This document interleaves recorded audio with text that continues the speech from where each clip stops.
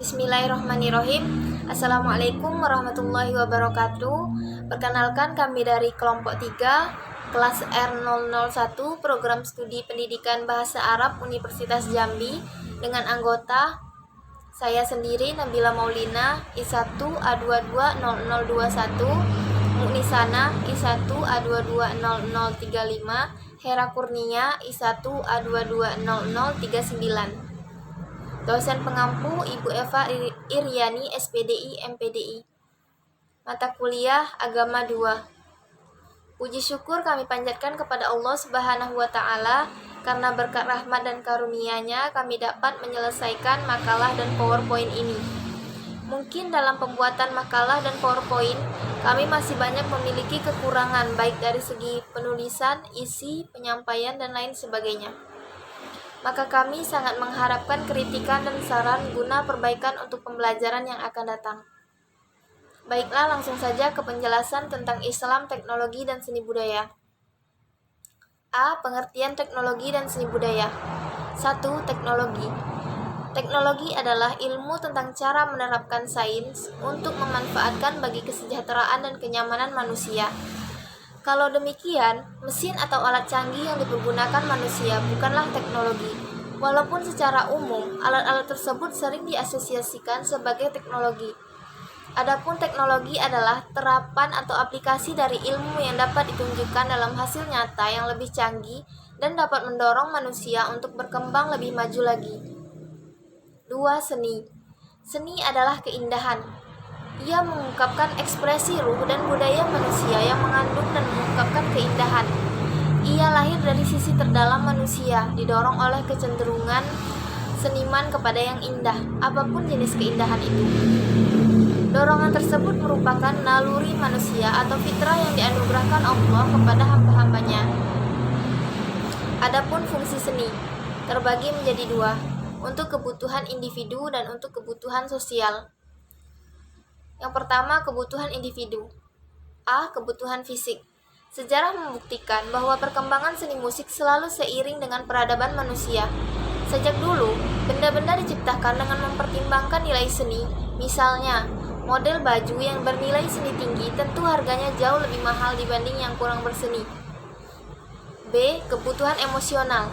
Manusia juga mempunyai kebutuhan emosional yang harus dipenuhi saat sedang sedih, gembira, dan sebagainya. Lewat seni inilah seseorang dapat mengungkapkan perasaan dan daya imajinasinya atau menikmati seni tersebut untuk menghibur dirinya. Untuk itulah orang seringkali melukis, bernyanyi, membuat puisi, mendengarkan lagu, bahkan menonton drama. Yang kedua, untuk kebutuhan sosial. Pada bidang agama, contohnya dakwah melalui seni musik, yaitu dengan lagu-lagu religi, atau menggambarkan kekuasaan Allah Subhanahu wa taala melalui lukisan atau kaligrafi. Adapun pada bidang pendidikan, bidang komunikasi, dan bidang rekreasi. B. Islam dan kemajuan teknologi. Iptek menurut Islam. Agama Islam memberikan konsep yang jelas akan keberadaan manusia di muka bumi. Keberadaan manusia di muka bumi adalah sebagai khalifah Allah fi al-ard atau sebagai wakil Allah di muka bumi. Oleh karena itu, jika Allah Subhanahu wa taala merupakan sang pencipta seluruh jagat raya seisinya ini, maka sebagai wakil Allah di muka bumi, kita wajib untuk memelihara, melestarikan, serta membudayakan semua ciptaan Allah tersebut.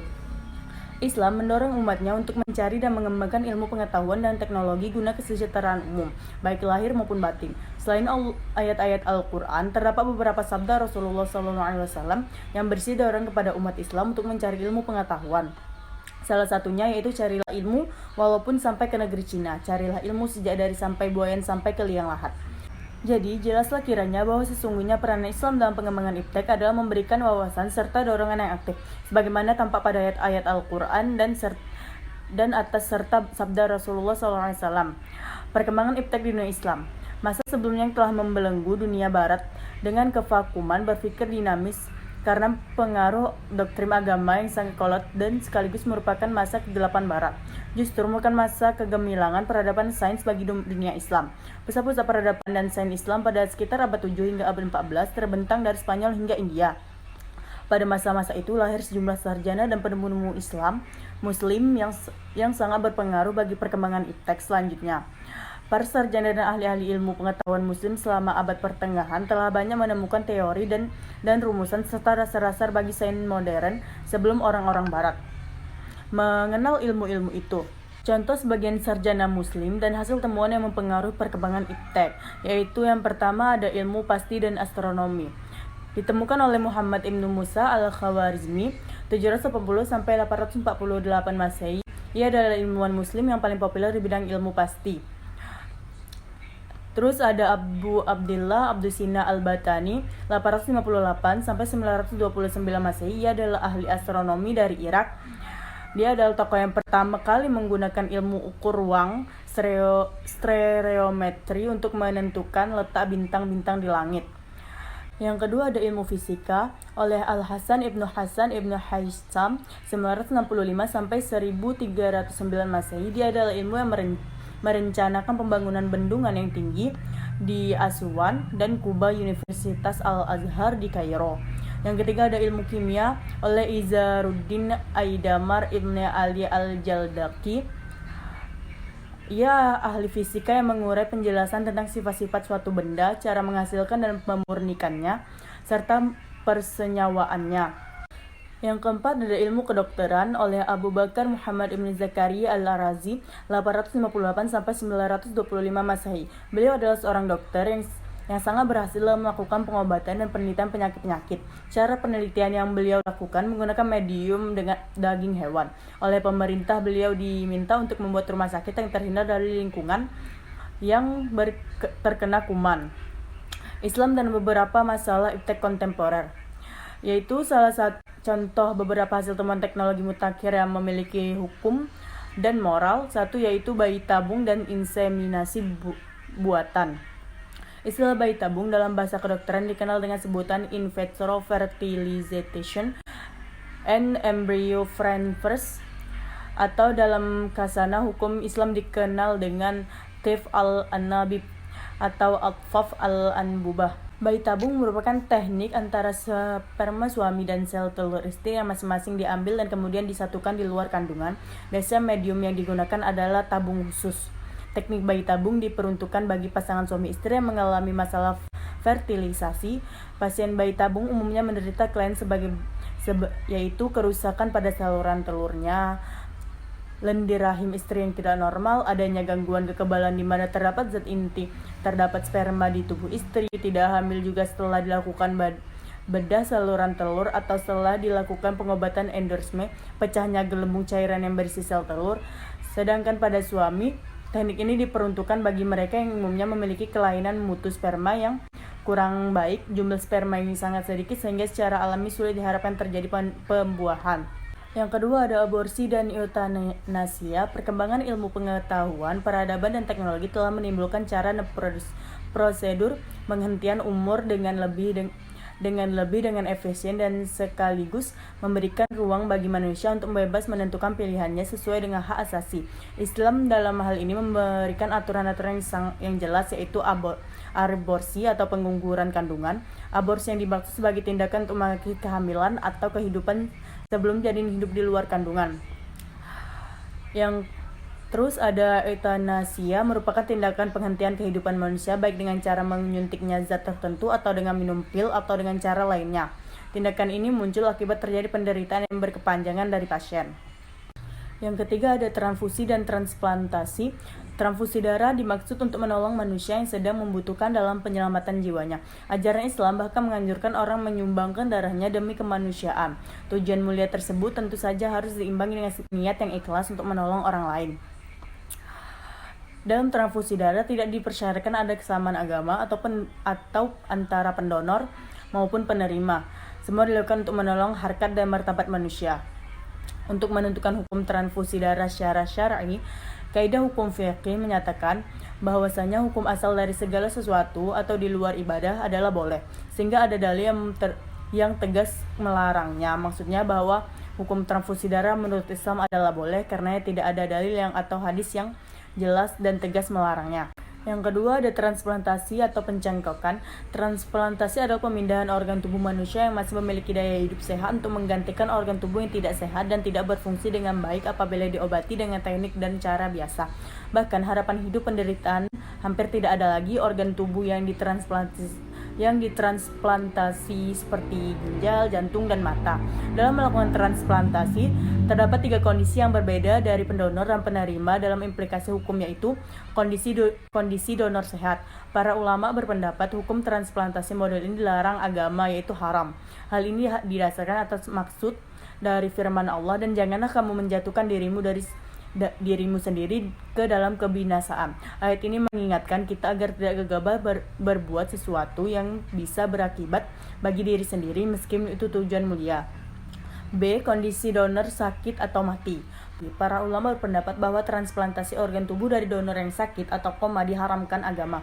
Hal ini dasarkan atas maksud hadis Rasulullah SAW, yaitu tidak boleh membuat mudarat dirinya dan tidak boleh pula membuat mudarat pada orang lain. Misalkan pendonor yang sakit diambil salah satu organ tubuhnya, sama halnya dengan mempercepat kematiannya. Tindakan tersebut digolongkan pada perbuatan bunuh diri. Yang C. Kondisi donor yang telah meninggal. Menurut para ulama, transplantasi model ini dibolehkan dengan syarat si penerima dalam keadaan darurat dan membutuhkan sumbangan organ tubuh dari pendonor. Secara syar'i diperbolehkan melakukan transplantasi ketiga model di atas dikokohkan dalil dalam Al-Quran yang artinya, dan barang siapa memelihara kehidupan seorang manusia, maka seolah-olah ia memiliki kehidupan manusia semuanya. Pada hakikatnya, penyikapan iptek dalam kehidupan sehari-hari yang islami adalah memanfaatkannya perkembangan iptek untuk meningkatkan martabat manusia dan meningkatkan kualitas ibadah kepada Allah Subhanahu wa Ta'ala. Kebenaran iptek merupakan Islam adalah sebanding dengan kemanfaatannya iptek itu sendiri. C. Islam dan seni. Pandangan Islam tentang seni merupakan ekspresi keindahan, dan keindahan menjadi salah satu sifat yang dilekatkan Allah pada penciptaan jagat raya ini. Allah melakukan kalamnya Al-Quran mengajak manusia memandang seluruh jagat raya dengan segala kerahasiaan dan keindahan. Islam memberikan penghidupan rasa keindahan, estetik, dan mendukung kesenian, namun dengan syarat-syarat tertentu, yakni jika kesenian itu membawa perbaikan dan tidak merusak, membangun dan tidak menghancurkan. A. Perkembangan seni dan pandangannya menurut Islam. Terdapat beberapa perkembangan seni dan pandangan menurut Islam. Yang pertama ada seni sastra. Kesenian yang paling menonjol tampak pada seni sastra seperti puisi, prosa, cerita, kisah, dan seni sastra lainnya. Nabi Muhammad SAW sendiri mendengarkan syair dan terpengaruh olehnya. Para sahabat Nabi SAW dalam menafsirkan kandungan Al-Quran juga sering mengutip syair sebagai keterangannya. Bahkan ada di antaranya yang melantunkan dan menyusun syair dengan sangat indah. Yang kedua adalah lagu dan musik. Lagu dengan atau tanpa menggunakan alat atau musik adalah masalah yang mengundang perdebatan dan perbincangan di kalangan ulama Islam sejak dahulu. Mereka sependapat dalam beberapa masalah dan berbeda pendapat dan beberapa masalah yang lainnya. Para ulama berbeda tajam mengenai hal-hal ada yang membolehkan semua lagu dengan atau tanpa instrumen, ada yang melarang lagu dengan disertai instrumen dan membolehkannya jika tidak memakai instrumen. Ada pula yang melarang sama sekali dengan instrumen maupun tanpa instrumen. Penampilan dan gaya menyanyikannya juga perlu dilihat nyanyian tersebut tidak disertakan dengan sesuatu yang haram seperti minum khamar, menampakkan aurat, atau pergaulan bebas laki-laki dan perempuan tanpa batas. Yang ketiga ada seni rupa. Berkenaan dengan aktivitas dalam sunnah penuh sekali dengan hadis-hadis yang sahih, sebagian besar mencela lukisan dan para pelukis. Sebagian lagi melarang dan mengharamkan lukisan dengan sangat keras dan bahkan mengancamnya, termasuk juga menyimpan atau menggantung gambar di tembok rumah. Ada hadis yang menerangkan bahwa malaikat tidak masuk ke rumah yang ada gambarnya. Berikut larangan-larangan dalam seni rupa. Sebagian patung yang dibuat dimaksudkan untuk memuliakan orang yang dijadikan patung itu. Yang kedua ada pembuatan bentuk patung yang dijadikan oleh agama tertentu yang bukan Islam. Yang ketiga ada meniru ciptaan Allah, yakni meniru ciptaan Allah Subhanahu wa Ta'ala dengan mengaku membuat dan menciptakan seperti apa yang diciptakan Allah. Yang keempat ada gambar-gambar termasuk lambang kemewahan. Gambar-gambar menjadikan bagian dari alat untuk menunjukkan kemewahan. Yang keempat ada seni komedi. Islam dengan sifatnya sebagai agama fitrah tidaklah terbayangkan kalau menentang kecenderungan pembawaan manusia untuk tertawa dan bersuka cita. Bahkan sebaliknya, Islam menyambut semua yang membuat kehidupan ini ternyata tertawa dan indah. Pada dasarnya, tertawa, sukacita, dan bergurau memang dibenarkan dalam syariat, tetapi dengan batasan-batasan dan syarat-syarat yang harus diperhatikan, yaitu tidak mempergunakan kata-kata dusta dan kata-kata yang dibuat-buat sebagai alat untuk membuat orang tertawa. Yang kedua, ada tidak boleh mengandung penghinaan terhadap manusia lainnya atau memperolok-olok dan mengejeknya. Yang ketiga, ada tidak menyebabkan seorang muslim takut dan terkejut dengan gurauan itu. Yang keempat, ada tidak boleh bergurau dalam suasana serius dan tidak boleh memancing tawa dalam suasana yang semestinya menangis. Yang terakhir, ada gurauan itu hendaklah disampaikan dengan cara yang logis, dalam batasan-batasan yang pantas, dapat diterima oleh akal sehat dan sesuai dengan masyarakat yang tanggap dan positif. Islam dan budaya. Budaya adalah merupakan suatu kebiasaan yang dilakukan secara berulang-ulang dan terus-menerus berdasarkan akal dan hasil pemikiran manusia. Jika akal pemikiran yang digunakan untuk menghasilkan sebuah budaya berdasarkan akal dan pemikiran yang ditunduk kepada Allah Subhanahu wa taala, maka akan terciptalah sebuah budaya luhur yang berlandasan keimanan dan ketaatan kepada Allah Subhanahu wa taala. Sedangkan jika budaya dilahirkan dari akal dan pemikiran yang menentang ketentuan Allah, maka akan tercipta sebuah budaya yang kacau dan jauh dari ketentuan telah ditetapkan oleh Allah Subhanahu wa taala. Budaya semacam ini sebenarnya adalah budaya yang merendahkan harga diri manusia itu sendiri. Karena sudah dapat dipastikan, jika sebuah budaya yang dihasilkan bukanlah sebuah budaya yang berlandasan nilai-nilai ketuhanan, itu berarti budaya tersebut dilahirkan atau berdasarkan kepada hawa nafsu manusia itu sendiri. Sebuah budaya yang baik dipastikan bersumber dan berdasarkan dari petunjuk Tuhan. Dalam hal ini bersumber dari Al-Quran dan Sunnah Rasulullah SAW. Sebagai contoh, dalam wahyu yang pertama turun, Rasulullah SAW diperintah oleh Allah untuk membaca.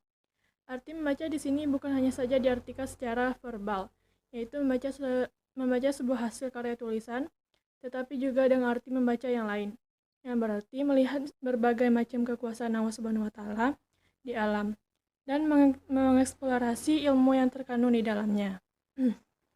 Rasulullah SAW dan kita sebagai umatnya diperintahkan untuk mempunyai sebuah kebiasaan membaca, baik secara qauliyah maupun secara kauniyah, sehingga membaca ini sebuah ibadah yang bernilai pahala di sisi Allah Subhanahu wa taala, karena perintah membaca memang merupakan hal yang bersifat wajib, yang otomatis memberikan pahala bagi hambanya yang menjalankannya, dan merupakan sebuah dosa bagi hambanya yang meninggalkannya. Dengan kata lain, membaca atau mencari ilmu sifatnya wajib dilakukan kaum muslimin secara pribadi atau perseorangan. Mungkin sekian dari kelompok kami. Jika ada kurang dan salah, kami mohon maaf. Sekian, wassalamualaikum warahmatullahi wabarakatuh.